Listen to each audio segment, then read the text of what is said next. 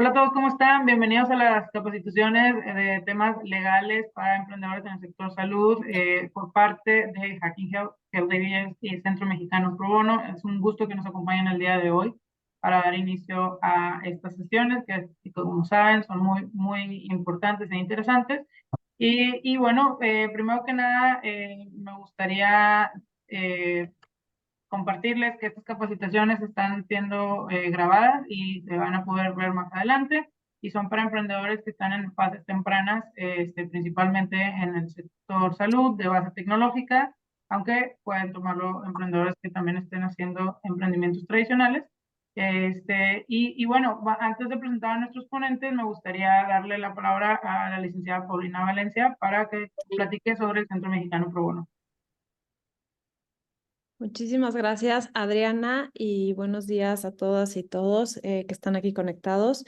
Les voy a robar 2 minutitos nada más para presentarles quién es Centro Mexicano Pro Bono y por qué estamos el día de hoy aquí.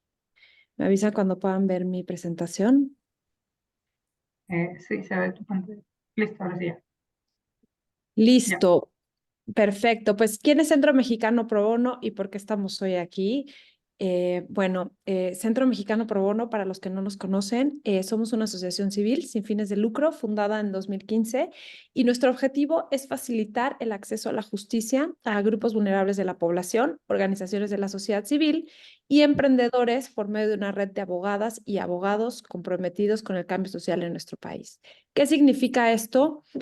Centro Mexicano Pro Bono somos un intermediario, es decir, la institución que crea puentes entre quien tiene la necesidad de ayuda legal y no tiene los recursos económicos y abogados. Y justamente, pues la red de abogados y abogadas que les voy a presentar a continuación con la que trabajamos. Y bueno, precisamente como el día de hoy, pues somos el puente que une a Hacking Health, a ustedes emprendedores con este gran despacho que es Santa Marina y Esteta, que el día de hoy, pues de manera pro bono, va a compartir con ustedes una capacitación. ¿Qué es pro bono? Para los que no conocen el término, la palabra pro bono deriva del latín y significa por el bien común, ¿no? Por el bien público. Y para nosotros los abogados es esta responsabilidad que tenemos, ¿no? De regresar a la sociedad, de compartir con ustedes este conocimiento que hemos adquirido y pues de apoyarles, como les decía, de manera totalmente gratuita. En Centro Mexicano Pro Bono atendemos, como les decía, a individuos de grupos vulnerables de la población, a microemprendedores, a emprendedores y a organizaciones de la sociedad civil. Este apoyo lo damos, por ejemplo, a través de la asesoría y representación legal. Por ejemplo, a ustedes que son emprendedores, que están iniciando sus proyectos, pues les podemos atender de manera personalizada desde si aún no han constituido, por ejemplo, su organización, les podemos apoyar con todo el tema de la constitución, si ya se constituyeron pero tienen dudas sobre cuáles son sus obligaciones, por ejemplo, en temas fiscales, les gustaría obtener la autorización para operar como donataria autorizada. No saben, por ejemplo, cuáles son sus obligaciones en materia laboral, ¿no? Empiezan a crecer, empiezan a contratar más personal dentro de sus organizaciones, pero pues no saben cuáles son las obligaciones que impone la ley ¿no? Para en temas laborales, por ejemplo, si tienen una marca y no la han registrado o no saben cuál es la importancia de registrarla, pues con todos estos temas, ¿no? Y creo que ahorita les van a dar una buena capacitación sobre pues, todos estos temas de manera general, pero si ustedes quisieran acercarse al Centro Mexicano Pro Bono y que les ayudáramos con temas puntuales, como les decía, por ejemplo, obtener la autorización para operar como donataria autorizada, o si tienen dudas sobre temas societarios, corporativos, prevención del lavado de dinero, que es súper importante, y de privacidad y protección de datos personales, que también es un gran tema para su sector, pues por favor, siéntanse en total libertad de acercarse al Centro Mexicano Pro Bono. Les voy a dejar aquí en el chat el link donde pueden llenar su solicitud y nos llega su solicitud y ya nos ponemos en contacto con ustedes para hacerles una entrevista donde determinamos si cumplen con los criterios para obtener asesoría legal pro bono y ya les enlazaremos con un abogado. Otro de nuestros ejes de acción es el fortalecimiento de la cultura de la legalidad, que es justamente lo que estamos haciendo el día de hoy, y es pues a través de capacitaciones y talleres sobre temas que pensamos que contribuyen a su fortalecimiento institucional. También tenemos una sección de guías y manuales y un podcast en nuestra página web, que todas estas herramientas y manuales son totalmente gratuitas. Les invito a que vayan a la página, también los descarguen. Tenemos manuales en temas fiscales, societarios y demás materias que pueden ser muy interesantes para ustedes. Como les decía, todo esto está a su disposición de manera completamente gratuita. Y estos son, como les decía, pues unos ejemplos de los manuales que tenemos. Perdón, el siguiente eje de acción, bueno, incentivamos y difundimos sobre el pro bono. ¿Qué quiere decir? Que ayudamos cada día a que más despachos y,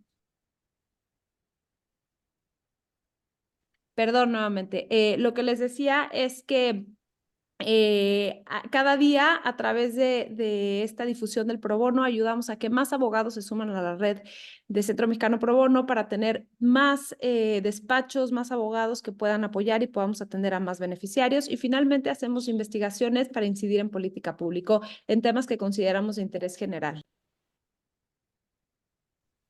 Bueno, todo este trabajo lo hacemos de la mano de todos los aliados que tenemos. Estos son algunos, por ejemplo, Hacking Health es un gran aliado del Centro Mexicano Pro Bono desde hace varios años y bueno, tenemos todas estas alianzas y colaboraciones con otras organizaciones que estoy segura que deben de conocer. Y finalmente, pues nada del trabajo que hacemos sería posible sin el apoyo de toda la red de abogadas y abogados que nos apoyan. El día de hoy quiero agradecer de verdad a todo el equipo de Santa Marina y Esteta por haber aceptado dar esta capacitación de manera pro bono. Muchísimas gracias a todo el equipo que nos acompaña el día de hoy. Estoy segura que va a ser de muchísimo interés para todos los que están conectados. Y bueno, pues como les decía, todo el trabajo que hacemos pues no sería posible sin el apoyo de estas abogadas y abogados que están comprometidos con el cambio social en México. Eso fue todo por parte del Centro Mexicano Pro Bono. Les agradezco muchísimo la invitación, Adriana, nuevamente por la confianza y bueno, estamos a sus órdenes para lo que necesiten. Muchísimas gracias, Pau. Y bueno, ahora vamos a presentar aquí a nuestros ponentes del día de hoy. Primero, el licenciado Alejandro Luna, con más de 28 años de experiencia. Él es, vamos, experto con clientes nacionales e internacionales en comercio exterior, aduana, salud, ciencias de la vida, protección al consumidor, anticorrupción y derecho migratorio.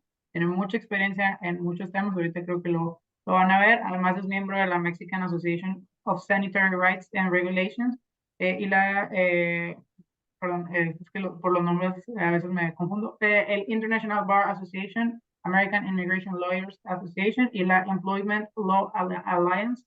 Y bueno, obtuvo su título de abogado en el Instituto Tecnológico Autónomo de México, en la Ciudad de México, y tiene un LLM de King's College London, University of London, en Inglaterra, y ha sido reconocido por la Chambers and Partners de Legal 500. Está la licenciada Marcela de la Peña, quien es abogada corporativa con más de 10 años de experiencia, tanto en empresa del sector retail como litigio en materia civil y mercantil y arbitraje. Es licenciada en Derecho por el Instituto Tecnológico Autónomo de México, con maestría en Derecho de los Negocios Internacionales por la Universidad Complutense de Madrid. Y también nos acompaña la licenciada Saraí López Pedraza, asociada senior de consultoría fiscal, licenciada en Derecho por la Universidad Nacional Autónoma de México, con maestría en Derecho Tributario y maestría en negocios por la Universidad Panamericana. Pues un gusto tenerlos a ustedes tres el día de hoy aquí y bueno, pues adelante, comenzamos. Prefieren compartir, me decían, ¿verdad? Perfecto. Entonces aquí los dejo para que puedan compartir. Perfecto. Muchas gracias. ¿Qué tal? Buenos días a todos. Ya tardes, de hecho, desde hace unos minutos. Como bien mencionaban Adriana y Paulina, mi función aquí es un poquito, pues, ser moderador por una parte, junto con Marcela y Saraí, y exponerles un poco acerca de principios básicos de derecho que creemos importantes que conozcan con respecto a la materialización de su proyecto, ¿no? Originalmente platicando y preparando este webinar, nos hizo favor Adriana de proporcionarnos un pequeño listado de los asistentes. Creo porque no todo el mundo pudo asistir el día de hoy, pero sí nos dio una buena idea de la composición de nuestro auditorio el día de hoy, ¿no? Y veo que hay gente de varias partes de la República, tanto de la Ciudad de México, pero mucha gente de Monterrey, Puebla, León, Guadalajara, incluso alguien de Lima, Perú, que está emprendiendo en estas cuestiones de salud por acá en México, Torreón incluso, y el Estado de México, ¿no? Pero muchos se centran, o muchas de las actividades que ustedes realizan como emprendedores, porque además entiendo que todos son emprendedores en este gran sector salud, que hay mucha necesidad en México sobre desarrollo de tecnología en este sector, en especial ante los recortes presupuestales que han tenido nuestras autoridades, ¿no? Tanto en el sector salud, entendiendo los hospitales, clínicas, etcétera, del sector salud, de los diversos componentes, como incluso de la autoridad regulatoria, como lo es la propia Secretaría de Salud y la Comisión Federal para la Protección contra Riesgos Sanitarios, nombres larguísimos que nos encantan a los mexicanos, mejor conocida como COFEPRIS, ¿no? Que es la primordial autoridad regulatoria en esta materia. Pero bueno, sobre esa base, me comentaban que hay varios emprendedores que están a punto de realizar su proyecto, ¿no?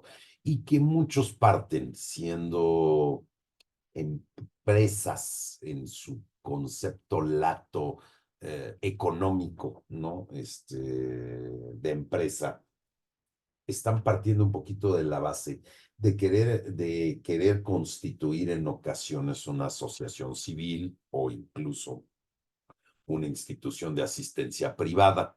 Sin embargo, hoy vamos a tratar más, incluso nos vamos a centrar en ese emprendimiento que ya da el salto a ser una un verdadero negocio, incluso con fines de lucro. Si bien la asociación civil puede ser un sistema, un mecanismo, una forma societaria, entendida como contrato bajo nuestro derecho civil, adecuado para comenzar ciertas funciones, por ejemplo, el Centro Mexicano Pro Bono, del cual platicaba Paulina, ¿no? Ya si vas a tener un fin de lucro, en realidad deberías de empezar a considerar la constitución de una sociedad como tal, bajo nuestro derecho mercantil, ya que vas a tener fines de lucro, bajo regido ya sea por la Ley General de Sociedades Mercantiles en principio, o en una forma societaria en particular, primordial en este sector, bajo la ley del mercado de valores, y ya platicaremos cuál es esa modalidad. Pero sí quería un poquito empezar, bueno, y entonces, ¿cómo empiezo a trabajar? ¿No? ¿Cómo puedo, ya que me quiero formalizar, cómo puedo constituir? Hace unos años, con el gran auge que se buscaba o que se busca darle a las pequeñas y medianas empresas, a las pymes, y la verdad de las cosas ante nuestra realidad de una economía informal creciente en nuestro país y la necesidad de recaudar por parte de nuestra autoridad fiscal, el SAT, el Servicio de Administración Tributaria, del cual hablará más adelante Saray, ¿no? Eh, Se creó una nueva forma societaria en donde se facilitaba tanto su creación como su operación. Hemos visto poco auge en esto porque estaba encaminado mucho a regularizar la economía informal y dados los montos mínimos para obligarse posteriormente a transformarse en una sociedad formal bajo la Ley General de Sociedades Mercantiles. Esta está prevista ahora, pero por ahí, pero se llama la Sociedad por Acciones Simplificada o SAS por sus siglas, SAS, ¿no? Y esta sí podía tener un solo accionista, ¿no? Aunque también podía tener más accionistas, podían ser solamente accesible para personas físicas que estuvieran interesadas y ya estuvieran incluso regularizadas con firma electrónica cada una ante el Servicio de Administración Tributaria, y se podía crear en forma simplificada, se puede crear en forma simplificada ante tu empresa, ¿no? Se constituye en un solo día, es bastante sencilla y la autorización de la Secretaría de Economía, pues para la denominación sale bastante rápido con anterioridad. Una vez que la tienes, entonces ya puedes pasar y hay formatos en esto, ¿verdad, Marcela? Ahí puedes tú intervenir muy bien, ¿no? Que domina las formas electrónicas, ¿no? Sin embargo, esta forma, nuevamente regreso al punto, es un primer paso que solamente es recomendable cuando verdaderamente eres chico y eres una sola persona. Y tienes que tomar en cuenta que si superas un monto mínimo que ahí está establecido en nuestra presentación, poquito más de 7 millones de pesos anuales en ingresos, ahí tienes la obligación de transformarte ante un notario público en forma de una sociedad anónima o en otra forma societaria, incluso bajo nuestra Ley General de Sociedades Mercantiles, ¿no? Con este respecto. Al principio te dan la facilidad en una SAS que no requieres un capital mínimo, ni requieres por tener un fondo de reserva para responder por tus obligaciones, ¿verdad? Lo obtienes ante el sistema electrónico de la Secretaría de Economía, y en el RFC se obtiene de manera digital, ¿no? En el Registro Público de Comercio, perdón. Y la inscripción en el RFC se hace a través de una solicitud simplificada y tiene ciertos beneficios fiscales. La verdad es que hemos visto muy poco estas formas societarias, dado los montos tan chicos, y más si ustedes en el sector salud planean dar un salto a la formalidad de esto, pues es muy probable que pronto alcancen ese monto mínimo de ingreso anual y ya les convenga desde el principio considerar, si podemos seguir a la siguiente lámina, Marcela, dos formas societarias primordiales que nosotros recomendamos a nuestros clientes. Bajo la Ley General de Sociedades Mercantiles, que es una sociedad anónima, ya esta debe de tener dos o más accionistas. Muchos de las sociedades, cuando se constituyen inicialmente por parte de personas físicas, tienen un socio mayoritario que controla el 99.99% del capital social y muchas veces un accionista nominal minoritario que puede controlar hasta el 0.0001%, etcétera, ¿no? Sin embargo, esto sí ya requiere acudir ante notario público para la elaboración de sus estatutos sociales o su transformación de una SAS a una SA, ¿no? Su formalización en forma de escritura pública para adquirir la formalidad, ¿no? Su capital está representado por acciones, por títulos de acciones, sí otorga el beneficio, como lo hace también la SAS, una responsabilidad limitada al pago de sus aportaciones para los accionistas, y ahí sí tienes que empezar a formar tu buen gobierno corporativo, que es muy recomendable, con un consejo de administración o un administrador único. Yo no soy fan de los administradores únicos. ¿Por qué? Porque conlleva cierta responsabilidad. Prefiero diseminar o diferir esa responsabilidad entre un consejo de administración. Y lo que sí necesitas tener es un comisario, una persona que se encargue de, en representación de los accionistas, vigilar el buen manejo de la sociedad por parte del Consejo de Administración y lo que los abogados en derecho mercantil conocemos como factores, que en realidad son los directivos, los gerentes, las personas que ejecutan las acciones en forma ejecutiva, nuevamente, valga la redundancia, del día a día de la sociedad, y se encarga el comisario de vigilar todo esto en nombre y representación de los accionistas. Si hay que nombrar a alguien, generalmente es un contador público, el contador externo que audite a la sociedad, ¿no? Aunque ya hay ciertos requisitos bajo ley, aunque es bastante sencillo nombrar al comisario, sí lo requiere. La segunda forma societaria que hemos venido recomendando, porque también tiene responsabilidad limitada, como su nombre lo dice, es la SDRL, o la sociedad de responsabilidad limitada, que puede tener un mínimo de 2 socios como miembros, como dueños, ¿no? Aquí se le llaman socios, no accionistas, y un máximo hasta de 50 socios. También se requiere ante notario público formalizar sus estatutos sociales.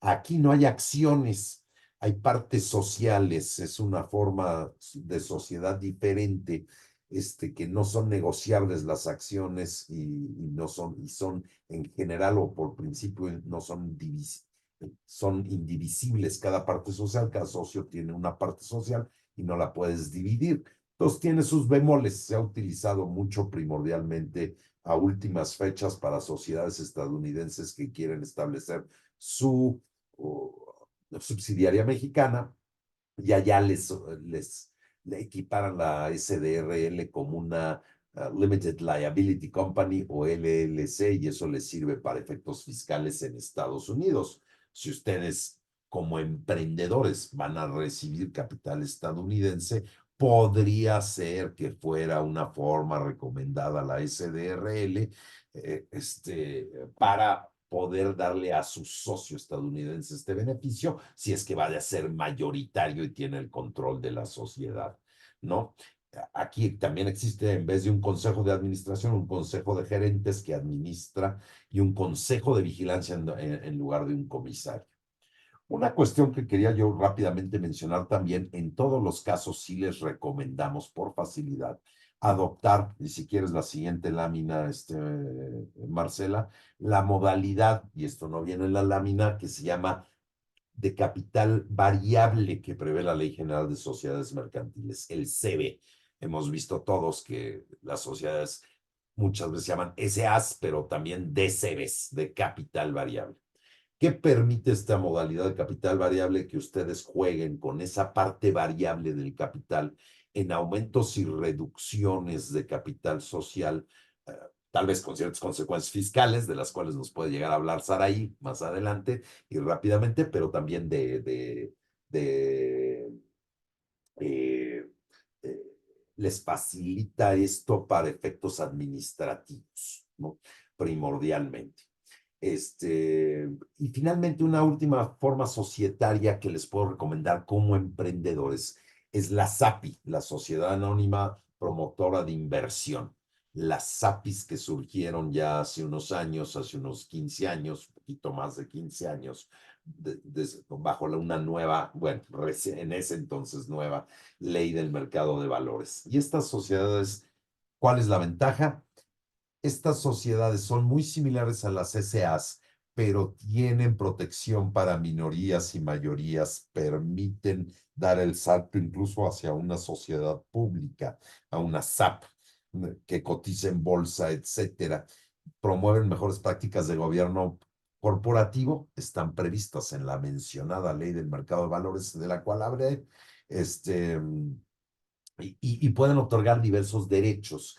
Entonces, esto les permite recibir capital, por ejemplo, de fondos de inversión, que es muy importante para ustedes como emprendedores de salud tener acceso a ese capital de fondos privados de inversión que reconozcan sus derechos, tal vez de minoría, tal vez con acciones especiales, preferentes, etcétera. ¿Por qué? Porque les da acceso a este tipo de capital por parte de este tipo de fondos, ¿no? Adelante, por favor, ¿no? Y me voy a intentar ir rápido porque sé que es vasto el temario de Saraí. Que una vez que ya tienen su sociedad, ¿qué necesitan considerar? Pues en el caso de los importadores, obtener su padrón de importadores ante el mismo SAT. Obviamente, Saraí les hablará primero de obtener su registro federal de contribuyentes como sociedad. Y este siguiente padrón de importadores es si van a importar sus dispositivos médicos, por ejemplo, o alguna otra mercancía, etcétera. Veo entre nuestros asistentes que también habrá en salud digital. Bueno, ahí tal vez no sea tan relevante, ¿no? Entre algunos de nuestros asistentes, pero sí para aquellos que van a importar su dispositivo médico, etcétera, ¿no? si lo están desarrollando fuera, con conjunción con una universidad, por ejemplo, estadounidense, y aquí van a empezar a comercializar o incluso hacer muestras de su producto yo para efecto de obtener el registro sanitario eventualmente, ¿no? Y aquí hay ciertos requisitos que les puedo mencionar. Nuevamente me voy a ir un poquito rápido porque sé que es vasto el temario de Saraí, que tenemos cierto tiempo para todo esto. Adelante, por favor.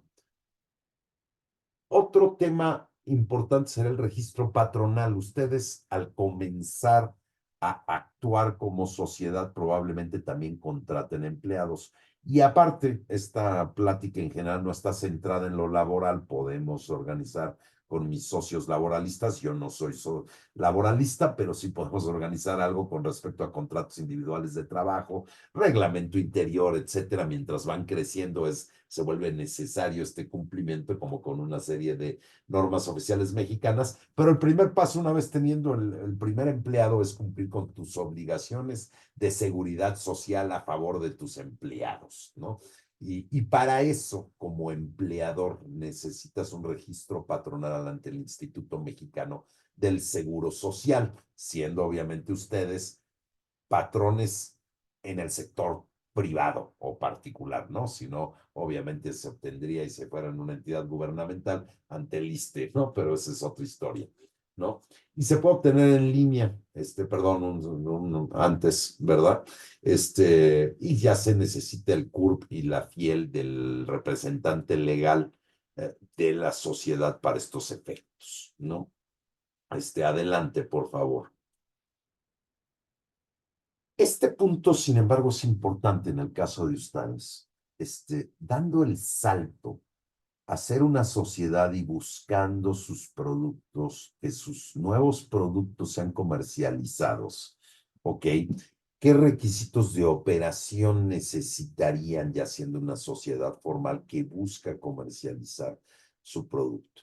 En primer término, en la mayor parte de los casos, viendo el listado que nos hizo favor de proporcionar a Adriana, requerirían dar un aviso de funcionamiento a la autoridad sanitaria, en este caso a COFEPRIS.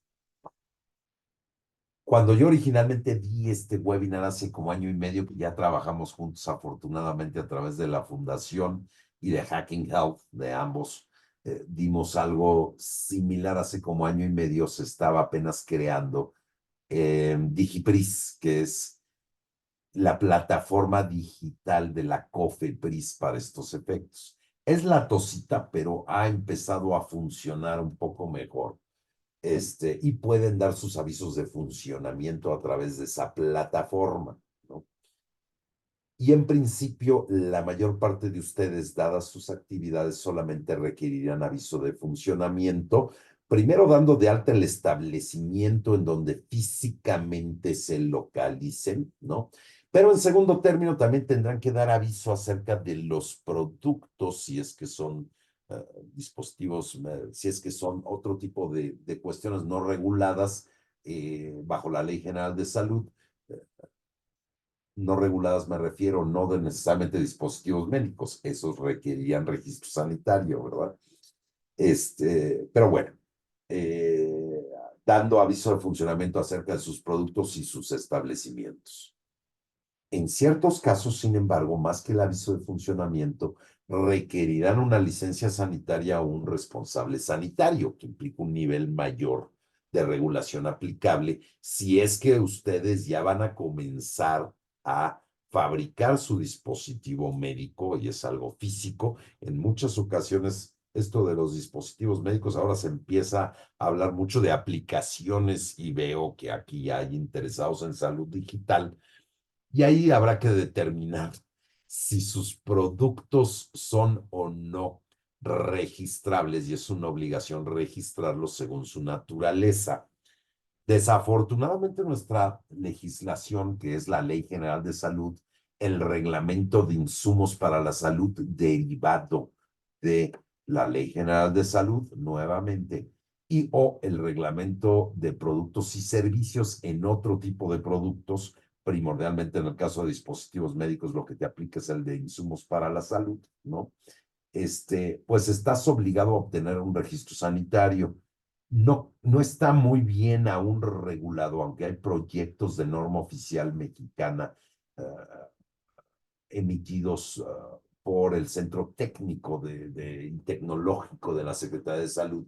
Estos no se han formalizado con respecto a qué constituyen aplicaciones que son registrables o no. Seguía mucho también por cuestiones como la FDA estadounidense y qué requiere o no registro y qué forma de registro allá. No, no queda muy claro bajo nuestra legislación en ese tipo de aplicaciones electrónicas cuáles requieren o no. La realidad de las cosas es que puede uno hacer una consulta técnica, una confirmación de criterio ante una solicitud ante la COFEPRIS mencionada, la autoridad regulatoria, para efecto de determinar, según su naturaleza, si requiere o no registro. Es tardado. Los trámites ya tanto de registro sanitario como en su caso antes de eso de confirmación de criterio, pues toman tiempo por parte de la autoridad regulatoria, tiene mucho rezago, tiene pocos recursos, tanto económicos como incluso físicos de personas físicas que realicen. Hubo mucha limpia durante este gobierno de técnicos que llevaban mucho tiempo en COFEPRIS. Obviamente había alegatos de corrupción, ciertos en cierta parte, exagerados en otra, pero la realidad de las cosas es que hubo una limpia muy importante y entonces trae mucho rezago la autoridad regulatoria en esta materia, en registros sanitarios y o en confirmaciones de criterio. Una confirmación, si bien te puede tomar de 3 a 6 meses. Y pues el registro sanitario depende de su naturaleza, de un dispositivo médico y o si ya está reconocido por la FDA o no, si hay homologación o no, te puede tomar de unos cuantos meses hasta un par de años, ¿no? Dependiendo si ya está reconocido por FDA y por otras autoridades regulatorias como puede ser la europea, la canadiense, Health Canada, la japonesa, que sí tienen convenios de coordinación y homologación con nuestra autoridad y que pueden acelerar el proceso. ¿Ok? Ahora, si es un dispositivo médico físico, sí requiere el cumplimiento de su manufactura con ciertos principios o estándares de calidad que aseguren seguridad, eficacia, y el tercer principio, obviamente, de calidad, ¿no?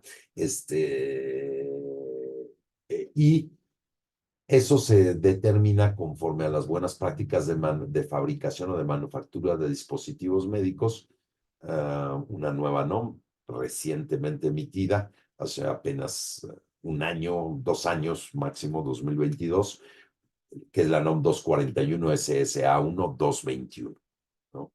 Rápidamente, ¿qué otro? Bueno, estos son los aspectos regulatorios que son muy importantes para lanzar, porque sin eso no puedes dar cumplimiento a la regulación y te encuentras sujeto a penas y o a sanciones importantes por parte de la autoridad regulatoria, que es COFEPRIS.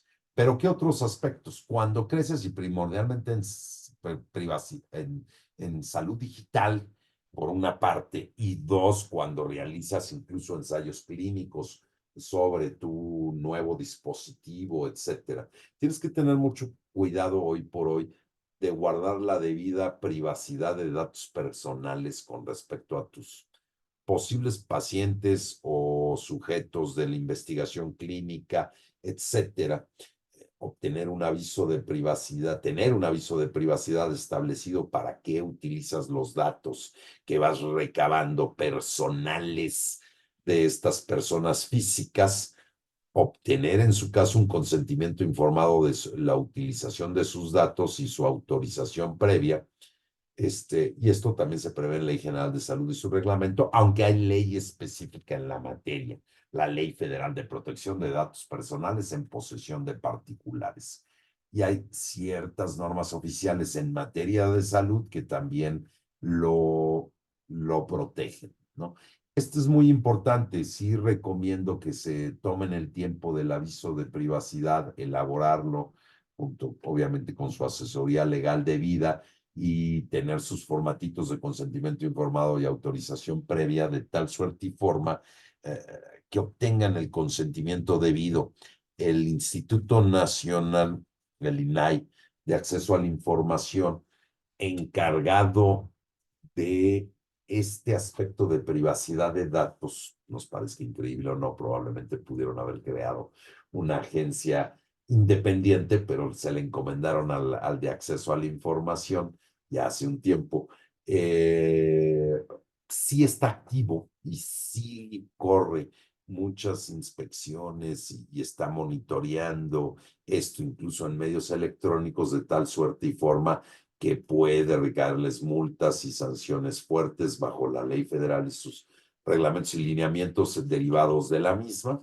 Entonces sí les recomiendo actuar todo esto. Dicho lo anterior, ya le cedo la palabra a mi colega, la licenciada Saraí López, para poder seguirse un poquito con lo fiscal, intentando darnos lo más prisa posible, pues sabemos que tenemos corto el tiempo, ¿no? Gracias, Alejandro. Hola, buenas tardes a todos. Pues les voy a platicar un poco de los temas fiscales que a veces pueden ser temas muy técnicos y difíciles, pero voy a tratar de hacerlo como lo más sencillo posible. Y vamos a empezar hablando pues respecto a obligaciones fiscales para personas morales, ¿no? Personas morales incluye cualquier tipo de sociedad, sea una sociedad anónima, una sociedad de responsabilidad limitada, incluso sociedades o asociaciones civiles. Para efectos fiscales, tienen básicamente las mismas obligaciones, aunque cada una tendrá cierto tipo de particularidades ya en cuanto a impuestos, de las que ahorita les voy a hablar en términos muy generales. Pero bueno, todas las personas morales tienen obligación inicialmente y pues con la que empezamos todo el tema fiscal es con el registro ante el SAT para obtener su clave de RFC. Esto se hace, en realidad se tiene que hacer una prevalidación de datos, un preregistro, por llamarlo así, a través de la página de internet del SAT. Les pedirán determinados requisitos como el tipo de actividades que van a llevar, el porcentaje del tipo de actividades respecto del 100% de lo que vayan a hacer, ¿no? A través de la sociedad. Esto se hace a través de la página de internet y después se saca una cita que ya será presencial en alguna de las oficinas de servicios al contribuyente del SAT. Deberá de acudir ahí la persona a quien nombren como representante legal.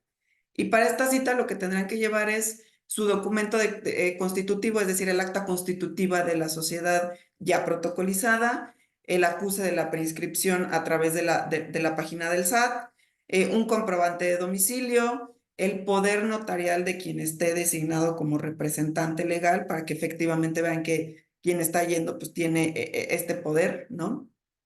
Identificación, el representante legal tiene que llevar su identificación en original y tiene que llevar los datos del Registro Federal de Contribuyentes de cada uno de los socios o accionistas que formen parte de esta sociedad, excepto en el caso de que haya socios o accionistas extranjeros, que ellos por regla general, aunque hay excepciones, pero por regla general muchas veces no están inscritos ante el SAT ni tienen un RFC aquí en México, justamente por ser extranjeros. Hay una clave en específico que se utiliza para estos casos, pero siempre y cuando tengamos socios o accionistas mexicanos, ellos deberán de estar inscritos en el RFC y deberemos de llevar los datos, ¿no? Esa es la principal obligación, el registro y la obtención del RFC. En esa misma cita también se tramita la firma electrónica de la sociedad, que en realidad esta firma electrónica pues va a servir para absolutamente todos los trámites, promociones que se presenten al SAT, ¿no? Hace las veces justo de una firma autógrafa de la sociedad y esta firma electrónica de la sociedad siempre estará ligada a la firma electrónica de la persona que sea designada como representante legal. Entonces también para tramitar esta firma electrónica de la sociedad se van a tomar todos los datos del representante legal, su RFC, toman biométricos, todo este tipo de cosas, y se liga su firma electrónica a la de la sociedad, ¿no? Cumpliendo con esa obligación, bueno, pues entonces daremos ahora sí paso a todo el cumplimiento de las demás obligaciones fiscales, como es de las principales, que insisto es para cualquier persona moral, pues es llevar contabilidad. es decir, siempre se tiene, por cualquier actividad que se lleve a cabo, tenemos la obligación de llevar controles y contabilidad justo en los términos en los que indica el Código Fiscal de la Federación, que ahí dice qué es exactamente lo que se entiende por contabilidad, es decir, no solo registros que elabora el contador, registros contables como tal, sino que también forman parte de la contabilidad estados bancarios de la sociedad, estados financieros, toda la documentación que soporta sus actividades, por ejemplo, en su caso, todo esto que tiene que ver, no sé, a lo mejor sí con enajenación de farmacéuticos, todo este tipo de actividades, toda la documentación que soporte sus actividades, comprobantes de sus deducciones, de gastos, los famosos CFDIs de deducciones, todo eso forma parte de su contabilidad. Entonces, es muy importante llevar un buen control de la contabilidad, porque es de las principales cosas que revisa el SAT, ¿no? Siempre lo primero que va a revisar es cómo está integrada la contabilidad de la sociedad en una eventual auditoría a la que pudieran llegar a estar sujetos, ¿no? Otra de las obligaciones también es mantener actualizada la información de la sociedad y de los socios accionistas, es decir, cualquier cambio de domicilio, del domicilio fiscal de la sociedad, cualquier modificación que se tenga en la estructura accionaria, es decir, si hay adición de nuevos socios accionistas o si salió un socio accionista, toda esta información siempre tenemos que informársela o proveérsela al SAT.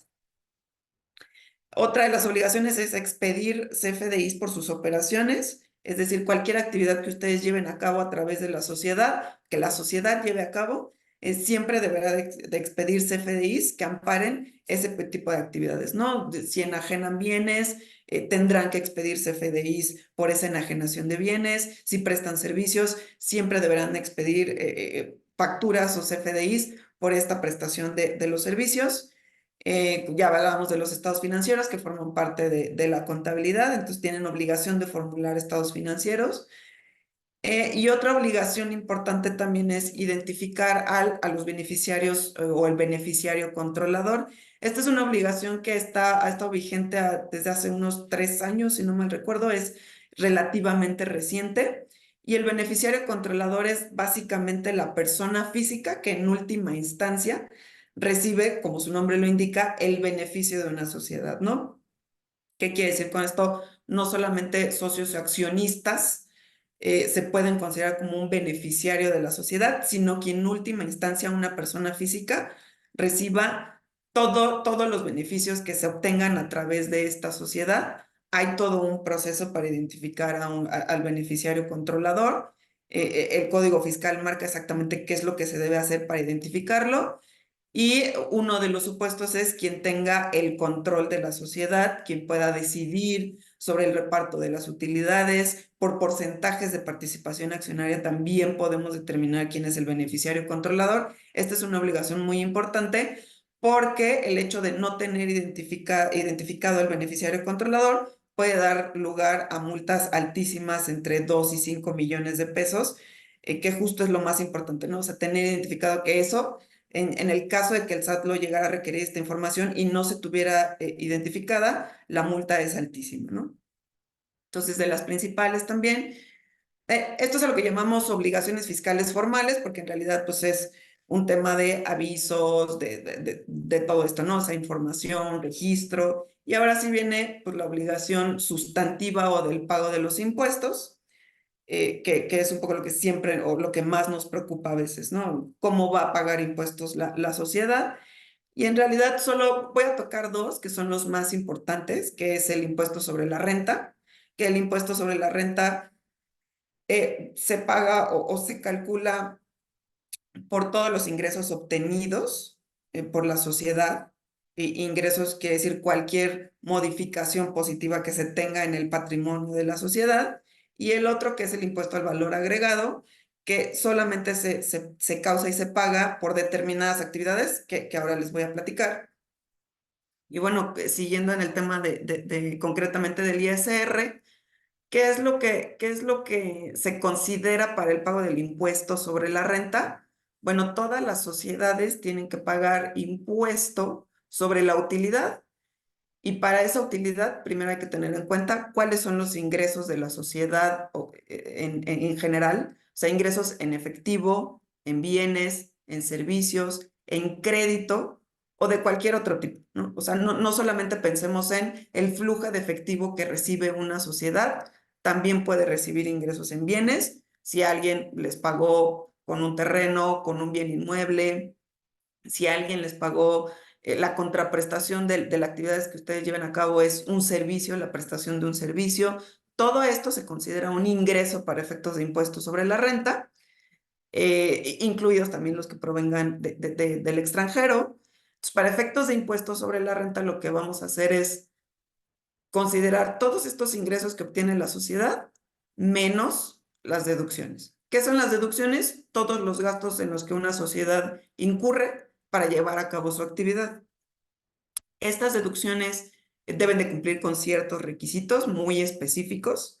El principal es que deben de tener ustedes el CFDI que ampare estas deducciones, es decir, siempre que ustedes adquieran inventario, hagan algún pago por un servicio, todos esos gastos que sean necesarios para la actividad de la sociedad, siempre deberán de tener un comprobante fiscal que ampare esa erogación, ¿no? Entonces, en términos muy sencillos, el impuesto sobre la renta se va a calcular sobre la diferencia que existe entre sus ingresos y sus deducciones, y sobre esa diferencia se calculará el 30%, que es a lo que llamamos utilidad en términos generales, el 30% del impuesto sobre la renta. Evidentemente todo lo difícil, lo complicado y lo técnico viene pues, en determinar qué tipo de ingresos y qué tipo de deducciones se van a considerar para este cálculo, ¿no?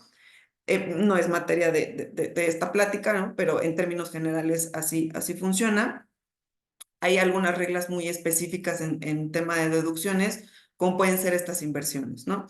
Es decir, el mobiliario, equipo de oficina, este tipo de cosas que son activos fijos, están sujetos a reglas muy específicas porque solamente se pueden ir deduciendo o amortizando por ciertos porcentajes en cada año.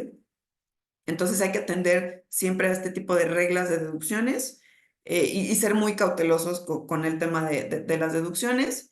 En términos generales, se deben de presentar también declaraciones mensuales del impuesto sobre la renta. ¿Cómo funciona el impuesto sobre la renta? Es que si bien se calcula de manera anual, durante el ejercicio fiscal se van a ir presentando pagos provisionales a través de estas declaraciones mensuales que les menciono, pagos provisionales a cuenta del impuesto anual. Entonces, cada mes se presentan estos pagos provisionales en donde se calculará el impuesto de manera mensual y de tal manera que al final del ejercicio, en el cálculo anual del impuesto, en términos generales tendría que empatar, se calcula el impuesto anual y contra ese impuesto anual se van acreditando estos pagos que a lo largo del ejercicio se hicieron, ¿no? De tal suerte que lo ideal sería que pues al final del ejercicio el impuesto nos diera cero porque ya se hicieron pagos provisionales durante todo el ejercicio.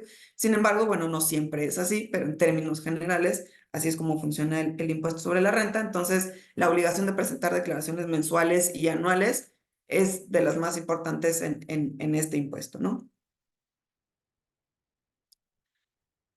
Otras obligaciones también en materia del impuesto sobre la renta a cargo de las sociedades es que tienen obligación de retener el impuesto sobre la renta a sus trabajadores, es decir, por salarios, lo que normalmente sucede. Hay algunas excepciones en las que no se hace, pero lo que normalmente sucede es que a los trabajadores que se tengan por su salario, se le va a pagar el salario, pero ya con el impuesto retenido, que es una obligación de la sociedad, y la sociedad enterará por nombre y cuenta del trabajador ese impuesto sobre la renta. Obviamente este impuesto sobre la renta retenido a los trabajadores, ellos podrán acreditarlo si es el caso de que ellos presenten declaración anual del impuesto sobre la renta. A su vez, ellos podrán acreditar este impuesto retenido y también se les tendrá que retener el impuesto a personas físicas que presten servicios profesionales a la persona moral. Entonces, cuando contratemos a alguien por algún servicio, a una persona física que nos preste servicios, además de la contraprestación, se le tiene que retener el impuesto y tendremos que entregarlo. La obligación de la retención del impuesto es súper importante porque está establecida esta obligación en Código Fiscal y es una obligación también el entero de ese impuesto ante el SAT. y el no entero del impuesto que se retuvo puede dar lugar a un delito fiscal. Entonces, el tema de la retención de impuestos es también bastante importante. Otra obligación que tiene es la sociedad es que en el caso de que llegara a tener operaciones con partes relacionadas, cualquier operación con partes relacionadas, y partes relacionadas quiere decir si compartimos a lo mejor accionistas, si estamos dentro de un mismo grupo, tal vez, esto es una parte relacionada, tiene que cumplir con valores de mercado, es decir, que todas nuestras operaciones siempre se lleven a cabo como si se tratara de terceros, ¿no? Cualquier tercer proveedor, cualquier tercero, esto es importante cumplirlo. También determinará una utilidad fiscal, que es justo para el efecto del pago del impuesto, y la participación de los trabajadores en las utilidades cada ejercicio. Debe de llevar un control de inventarios, si es que eso es su actividad, ¿no? Si manejan inventarios, deben de llevar un control. Y una obligación importante también es avisos por préstamos o aportaciones por futuros aumentos de capital mayores a 600,000 pesos, siempre se deben de informar al SAT. Y esto es en términos muy generales cómo funciona el impuesto sobre la renta y las principales obligaciones. Obviamente hay todo un tema detrás, que no es ahora el tema, ¿no? Pero así es en términos generales. Y dentro del impuesto sobre la renta hay un régimen muy específico, que es el famoso RECICO, que este aplica para sociedades constituidas únicamente por personas físicas. Puede entrar aquí el tema de la SAS que comentaba Alejandro, cuyos ingresos no van a exceder de 35 millones de pesos, o de las sociedades que inicien operaciones que se prevea que no van a obtener ingresos mayores a 35 millones de pesos en un ejercicio fiscal. Entonces, este tipo de empresas entrarán bajo este esquema de RECICO, en realidad es un estímulo, es decir, se prevén beneficios respecto del régimen general en este régimen de RECICO, que los principales serían que los ingresos y deducciones son sobre el flujo de efectivo. Ahora sí pensemos nada más en flujo de efectivo que obtenga la sociedad, es uno de los beneficios, sobre de eso nada más se va a calcular el impuesto sobre la renta. En realidad, lo que se hace es que pues, el cálculo del impuesto es automático. Si ustedes entran a la página y a su portal del SAT, ya les va a arrojar todos los datos en su declaración anual, ya estarán programadas. En el tema, por ejemplo, de lo que les platicaba, ¿no? De la deducción de inversiones que están sujetos a determinados porcentajes anuales, en este régimen se prevén mayores tasas de amortización de este tipo de inversiones y en menor tiempo, ¿no? Entonces es también un beneficio. No presentarán contabilidad electrónica mes a mes, ni una declaración informativa de operaciones con terceros, que esto es para efectos de IVA. También se releva la presentación de esta declaración. Y bueno, hay ciertos requisitos que se deben de cumplir. Es un régimen obligatorio, es decir, si no obtienes los 35 millones de pesos, tienes que tributar bajo este régimen, pero hay algunas excepciones. Por ejemplo, no pueden estar sociedades cuando tengan socios o accionistas que a su vez tengan el control o administración de otra sociedad, o cuando sean partes relacionadas. Tiene sus especificaciones, pero es un régimen benéfico en el que pues, muchas emprendedoras pueden caer, ¿no? Y ahora, eso es por lo que hace a la sociedad. Vamos a tocar ahora un poco el tema de cómo está la participación de los socios accionistas y la distribución de las ganancias respecto de la sociedad, ¿no? En términos generales, una sociedad, una de sus tantas obligaciones es llevar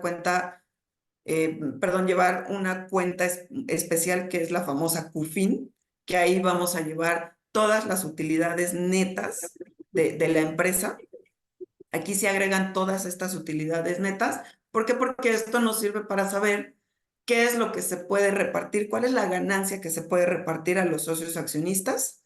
Entonces, esta cuenta nos sirve para eso.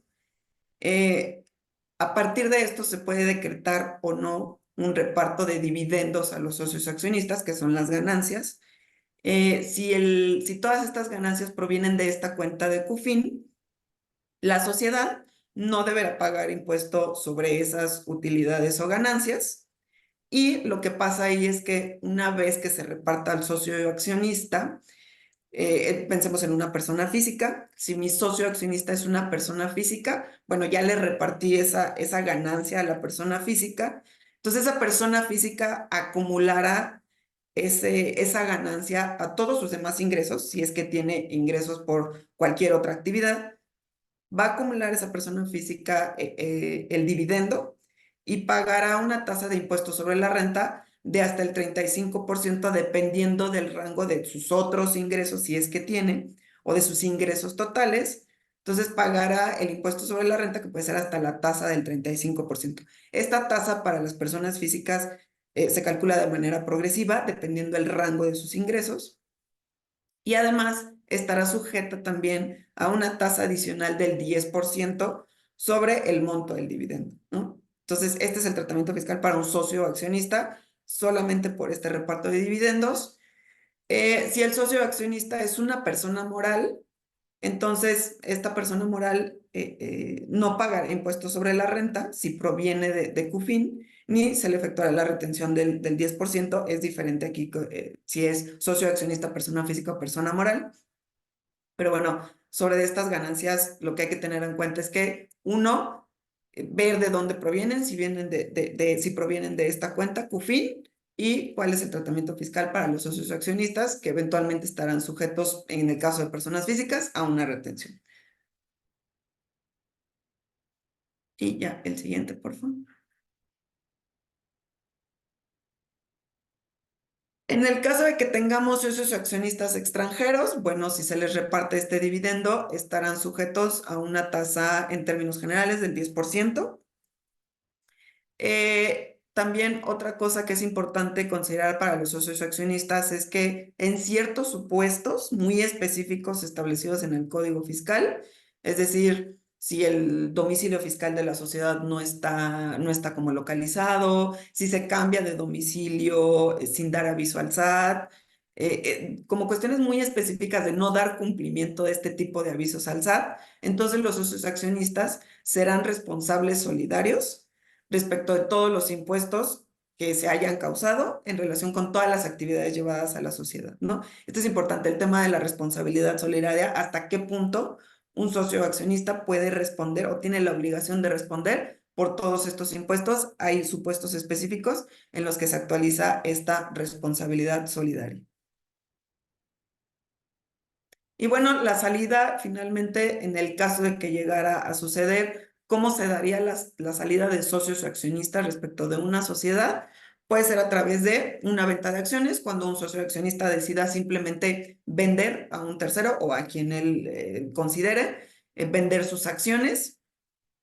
En términos muy generales, si se trata de una persona física, el socio accionista que vende sus acciones, va a hacer un pago provisional del 20% de impuestos sobre la renta, sobre el precio que reciba respecto de estas acciones, o existe la posibilidad de que efectúe un pago menor sobre la ganancia, siempre y cuando cumpla con ciertos requisitos, como es dictaminar la operación, que lo tiene que hacer un contador. Este dictamen tiene que cumplir con ciertos requisitos, ¿no? Que se presenta ante el SAT, se tiene que dar un aviso al SAT, pero así es, ¿no? O sea, si vendes las acciones, haces un pago provisional del 20% o puede ser menor, y todo el precio, como ocurre como ya les expliqué, de personas físicas, todo el precio que reciba, lo va a considerar, lo va a acumular a sus demás ingresos anuales, los que sea que él obtenga, se acumularán, calculará dependiendo del rango de sus ingresos, que puede ser, insisto, hasta una tasa del 35%, pero dependerá esta tasa del rango de sus ingresos,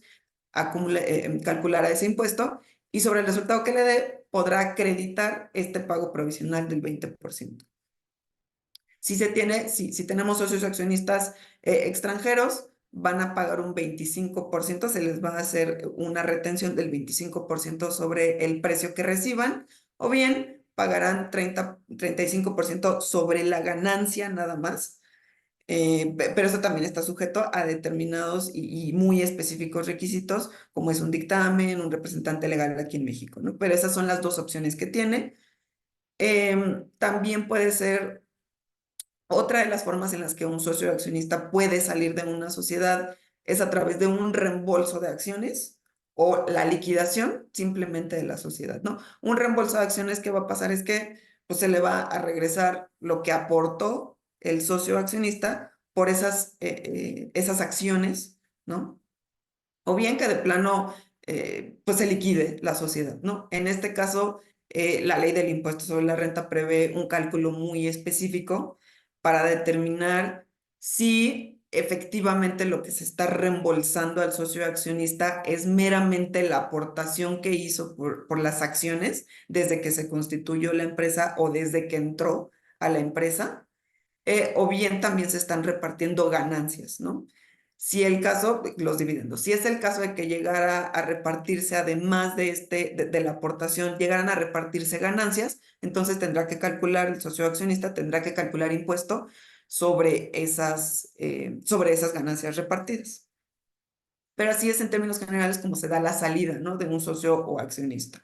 Ahora, hablando específicamente de sociedades y asociaciones civiles, en realidad tiene las mismas obligaciones en términos generales que ya les platiqué. Sin embargo, hay algunas particularidades, por ejemplo, sociedades o asociaciones civiles que presten servicios independientes, ellas no considerarán todos estos ingresos en crédito de los que hablábamos, sino que seguirán la regla de ingresos al cobro para efectos del impuesto sobre la renta.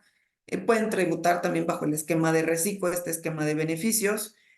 En términos generales, los anticipos que distribuyan a sus socios o accionistas no van a ser tratados como dividendos, sino que se asimilarán a salarios y se les dará el tratamiento de un salario. Esta es una diferencia importante. Sociedades y asociaciones civiles también deben de retener el impuesto sobre la renta, aunque normalmente hablando del esquema de salida, normalmente no se busca que en sociedades o asociaciones civiles por su naturaleza vendan sus participaciones, entonces no es muy común que se dé este tema del reembolso o de venta, ¿no? de su participación, no es tan común. Y si quieres la siguiente. Y eso es por lo que hace, insisto, tiene nada más estas particularidades las sociedades y asociaciones civiles. Pero hay otro tipo de sociedades y asociaciones civiles que son específicamente aquellas que no tienen un fin lucrativo. Es decir, que no persiguen este fin económico de obtención de ingresos, ¿no? Y es un esquema muy particular que son las donatarias. Si es el caso de que ustedes, que entiendo que no es así, pero por si por ahí llegaran a tener algún tipo de actividad que cayera como una donataria o que a ustedes les interesara tener una donataria, pues es bueno que sepan que existe este esquema. No son contribuyentes de impuestos sobre la renta. En realidad, por ejemplo, si ustedes se dedicaran o llegaran a tener algún tipo de actividad como asistencia o rehabilitación médica a determinados sectores, como pueden ser personas vulnerables, ¿no? O sea, a lo mejor por tema económico o por violencia o por la edad, ¿no? O sea, este tipo de sectores, pues muy vulnerables, si llegaran a prestar asistencia o rehabilitación médica a este tipo de sectores, podrían acceder a este esquema de donatarias. Obviamente hay que obtener por parte del SAT una autorización para ser donataria. La idea de esto es que reciban donativos sin límite por los que no se va a pagar el impuesto sobre la renta para llevar a cabo este tipo de actividades. Y bueno, estos donativos, el beneficio es que son deducibles para los donantes. Si quiere ya la otra. Y tiene cuestiones muy específicas, ¿no? Que les va a tocar ya muy rápido. En realidad la idea es que no van a repartir ningún tipo de ganancia, no pueden obtener ingresos por actividades distintas a este tipo por las que fueron autorizadas para ser donatarias. No pueden exceder de ciertos porcentajes respecto de otro tipo de actividades, ¿no? Porque si no tienen la obligación de pagar impuestos sobre la renta. La siguiente. No pagan impuesto por la enajenación de inmuebles, intereses, ¿no? Sin embargo, están sujetos a que se les revoque esta autorización en el caso de que no cumplan, no presenten información de transparencia de los donativos, de los bienes, de sus bienes como donataria y el destino que se les está dando. Y bueno, evidentemente, pues tienen que cumplir como cualquier otra persona moral con obligaciones de llevar contabilidad, obtener CFDIs para soportar sus gastos, ¿no? Todas estas obligaciones generales de personas morales, por supuesto que las tienen que cumplir.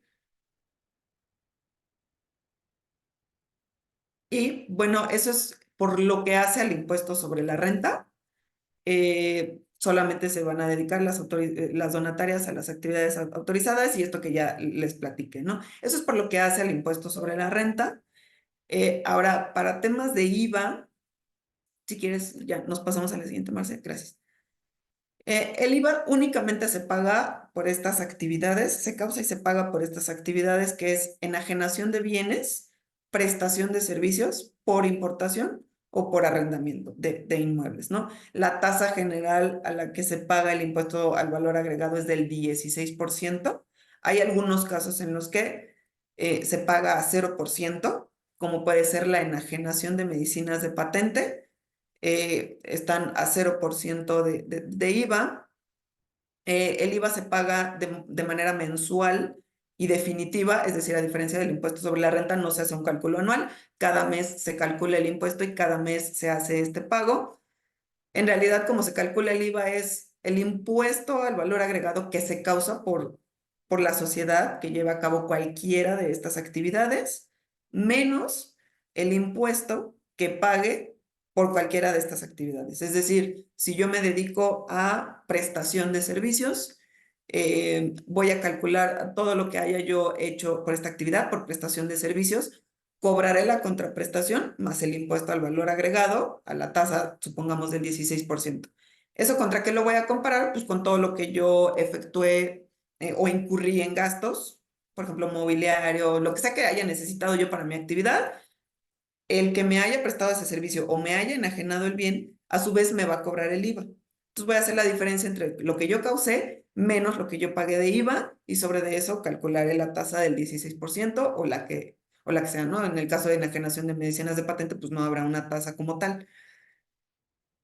Entonces, igual, solamente una especificación para sociedades y asociaciones civiles. Así es como funciona para todas las sociedades y solamente para sociedades y asociaciones civiles también tendrán obligación hay una excepción porque pueden prestar servicios gratuitos o a sus propios miembros por el tipo, la naturaleza de la asociación o sociedad civil, y esto, bueno, pues no será sujeto a IVA, ¿no? Ese es, la verdad es que en términos generales, cómo está el cálculo del impuesto al valor agregado. Y finalmente, algo de lo que les quería hablar también es cómo está el tema de los estímulos fiscales. ¿Qué son los estímulos fiscales? Bueno, pues beneficios que nos da, que se publican, se tienen que publicar ya sea por ejecutivo, tienen que estar publicados en el diario oficial, que son beneficios fiscales que se pueden dar por determinadas actividades a determinados sectores, ¿no? Un poco como para aligerar la carga o como para promover este tipo de actividades.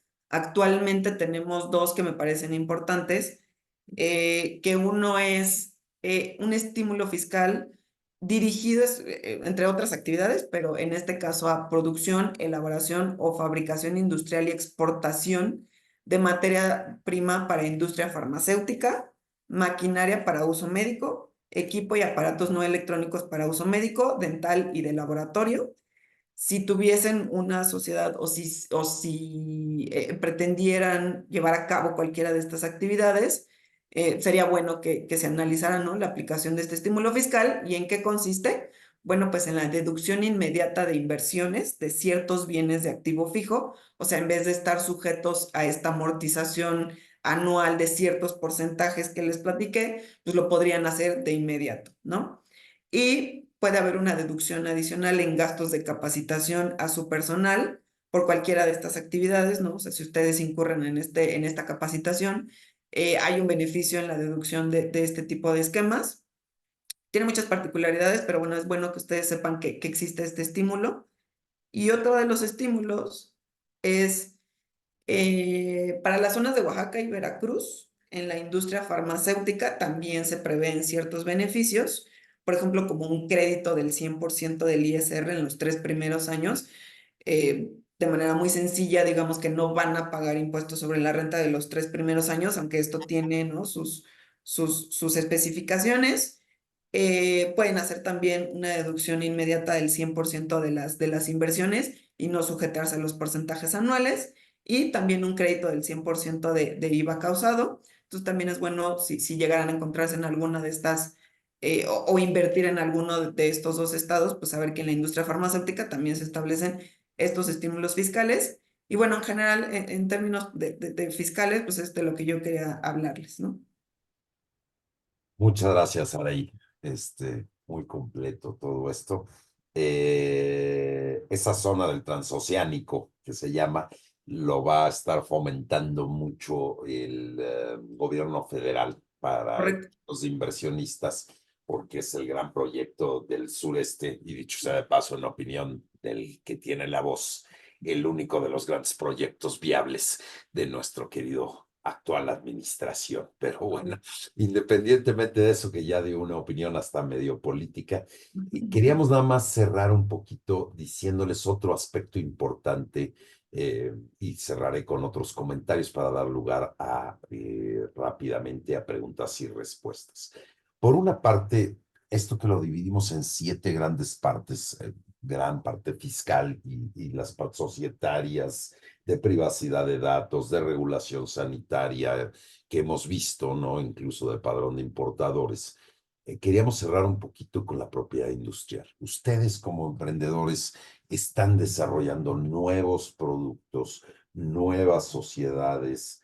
Deben de cuidar esta parte, porque en buena parte la propiedad industrial será lo que les dé valor, es decir, su verdadero activo de la sociedad será su propiedad industrial en materia de salud, en especial aquellos que tengan, obviamente, una salud, dedicados a salud digital, pero allí también, independientemente de eso, su registro de marcas es independiente, es importante, ya sean nominativas o mixtas, de las diversas partes, clases que prevé la Ley de Propiedad Industrial de México, Ley Federal para la Protección Ley Federal de la Protección a la Propiedad Industrial y su reglamento, y sus patentes en el caso de dispositivos médicos, de la innovación que crean en esto, y que se determine por prioridades que sí sea algo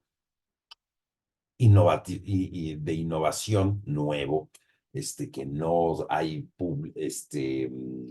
no hay literatura previa al respecto, pudiera ser registrable, que les otorga una protección y una exclusividad que incluso no puede alegarse un monopolio, por ejemplo, sobre ello, que ustedes sean los únicos que la puedan explotar, dado que son innovadores, ¿no? Hasta por 20 años, ¿no? Y el registro de marcas es importante para proteger sus nombres, para proteger el nombre del producto, etcétera, frente a terceros. Esas son renovables y se tienen que ir renovando, ¿verdad? Cada 5 años, ante el Instituto Mexicano de la Propiedad Industrial.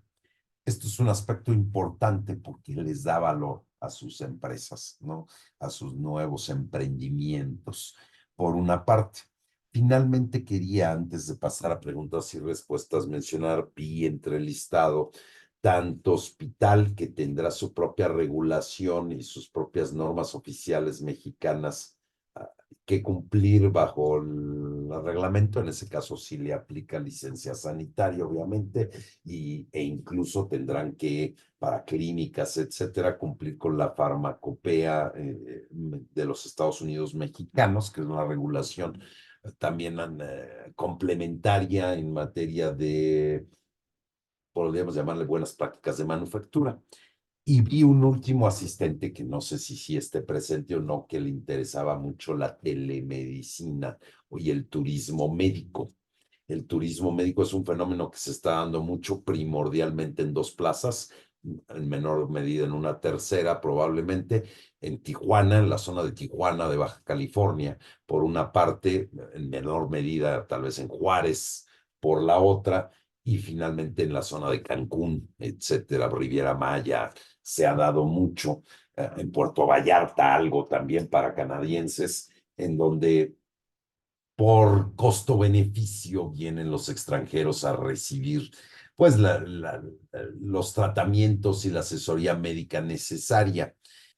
Ahí hay que destacar un par de cuestiones. En primer término, lo que hemos visto en materias prácticas, hay muchos de estos nuevos negocios siendo establecidos por empresas estadounidenses que quieren realizar negocio en México y quieren que sus médicos de allá, autorizados por la legislación de allá, vengan a México y presten esos servicios, incluso de cirugía, incluso de consulta médica, etcétera.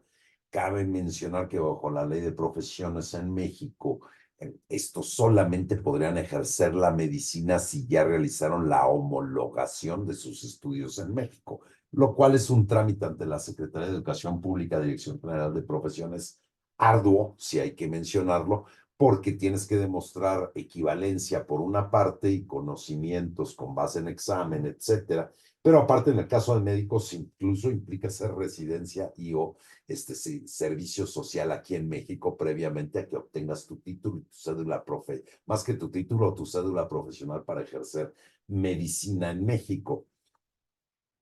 Por ende, la telemedicina, que también está burdamente regulada hasta el momento, también hay proyecto de norma oficial mexicana que nunca han salido y hay poca regulación al respecto, se ha realizado en forma de tener un médico mexicano de este lado y un médico estadounidense o de extranjero en el otro que le está dando consulta médico a médico, no médico a paciente final, médico extranjero a paciente final, sino médico extranjero a le da una segunda opinión y o le confirma criterios, etcétera, y entrena al médico mexicano, quien a su vez tiene de este lado como un tercero al paciente mexicano o extranjero, incluso que esté en México, dándole ese consejo. Pero sí es importante considerar esto con respecto a, por una parte, telemedicina y por la otra, al turismo médico que se está dando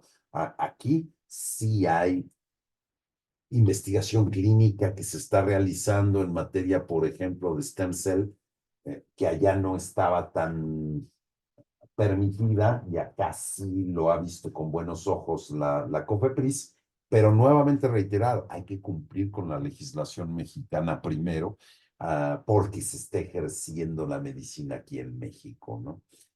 Creo que con esto podemos redondear un poco ante el tipo de asistentes que hoy les agradecemos que se hayan interesado en este tema, por una parte, y en su caso, pues dar lugar a preguntas y respuestas unos minutitos antes de cerrar esto.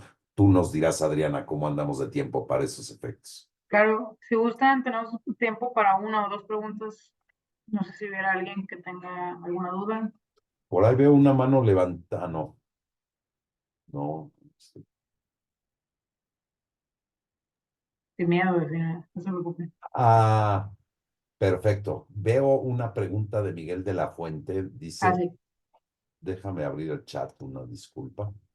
muy ¿En qué bien. país recomendaría registrar una patente para mayor seguridad internacional y si la SAS no requiere de acta constitutiva? Dos cuestiones, Miguel, con respecto a tu pregunta. Sí, sí hay países, primordialmente es Europa, por ejemplo, Asia es muy importante en ciertos momentos, porque si es algo patentable y hay reingeniería, es muy factible que te hagan reingeniería de eso y te la saquen allá si no tienes la debida protección. Ahora bien, ya hay mecanismos para efectuar estas patentes vía corresponsales y o electrónicamente, de tal manera que obtengas el reconocimiento internacional en varios países al mismo tiempo. Una patente, digamos, universal, por una parte, como lo hay marcas, es un poquito más tardado, pero se puede hacer.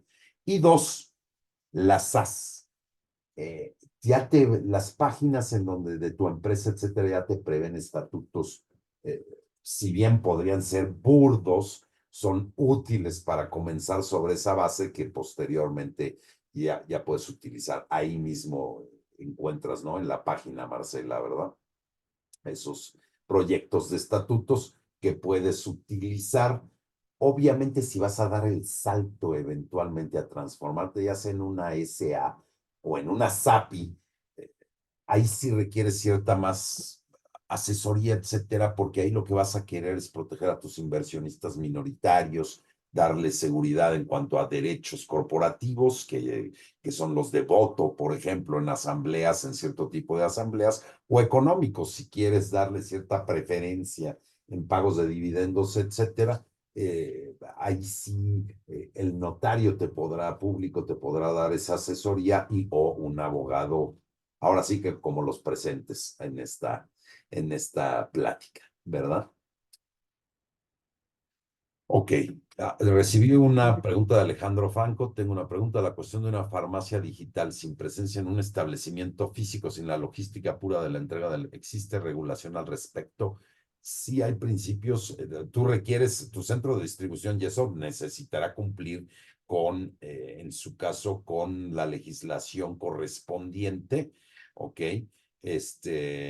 Por ende, y la farmacia digital, pues hay ciertos productos que puedes y puedes no realizar su venta en forma digital, ¿me entiendes? Se complica un poco en los antibióticos y eso que requieres un sistema para registro, recetarios, etcétera, o producto o sustancia controlada, por ejemplo, donde tienes que llevar a cabo el registro en tus libros físicos de control que te asigna y te da y te tiene que sellar previamente Cofepris.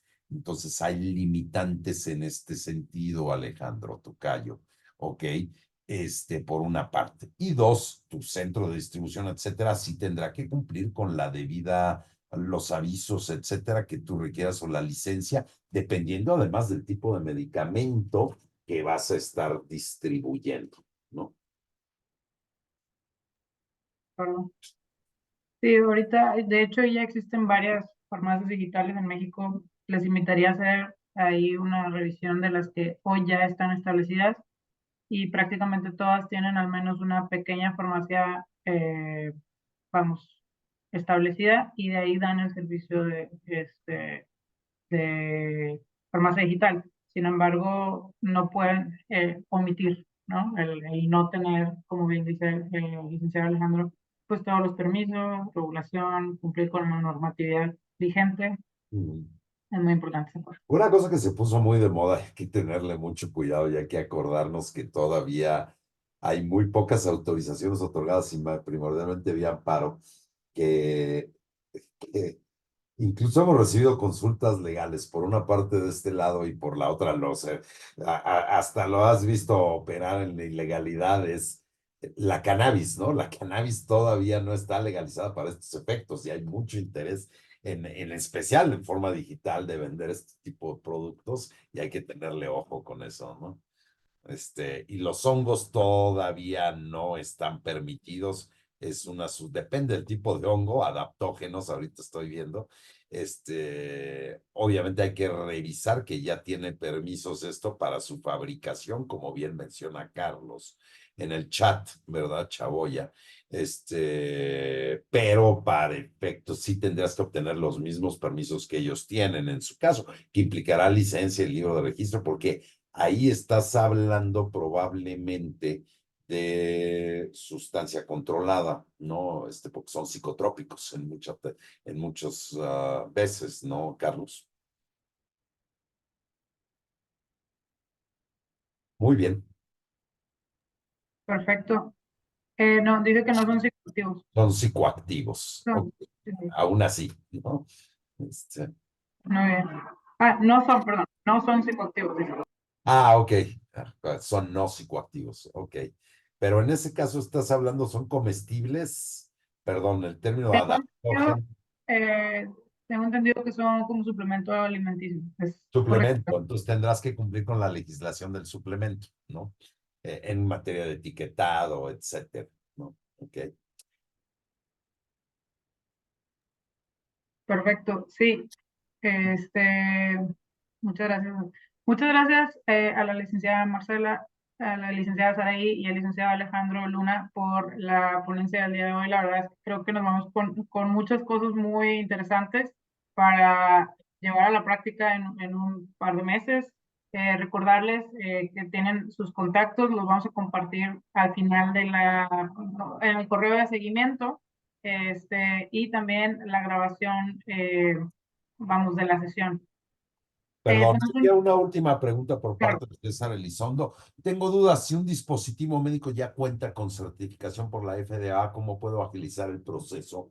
Hay un acuerdo de homologación en este sentido, ¿verdad, Marcela? Incluso tú recientemente diste una opinión al respecto. No sé si quiere intervenir usted, abogada.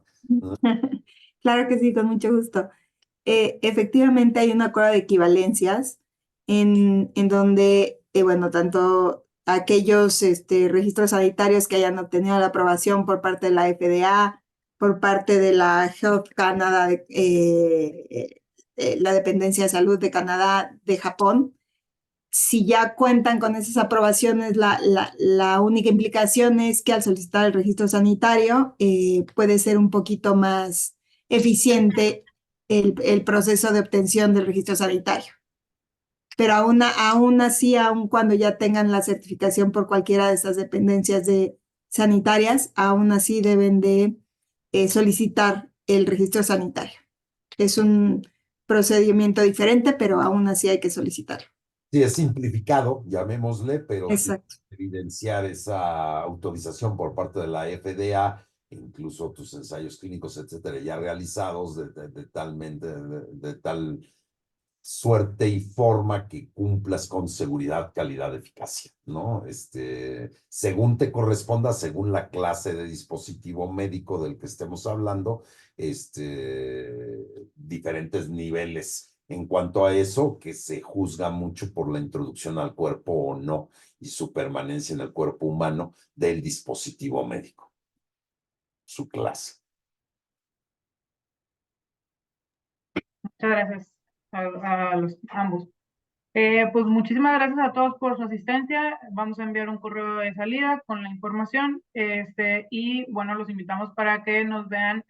Aquí voy a compartir brevemente los avisos de salida, nada más, que la siguiente semana vamos a tener otra actividad con expertos ¿cómo se llama? En temas de dispositivos médicos, más que nada para ver la parte de valor comercial. Esta información se los vamos a enviar a ustedes. También de parte de Health Ideas, junto con los Health Data Science Program. Sí están viendo la presentación, ¿verdad?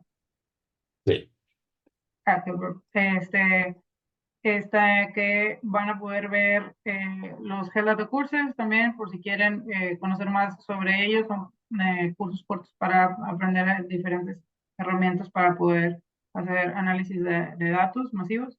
Y bueno, invitarlos a que nos sigan en las redes sociales, tanto de Hacking Health, Centro Mexicano Pro Bono y Health Ideas. Muchísimas gracias y nos estamos viendo en la siguiente sesión. Cuídense mucho. Buenas tardes, muchas Buen gracias. día. Hasta luego. Buen día.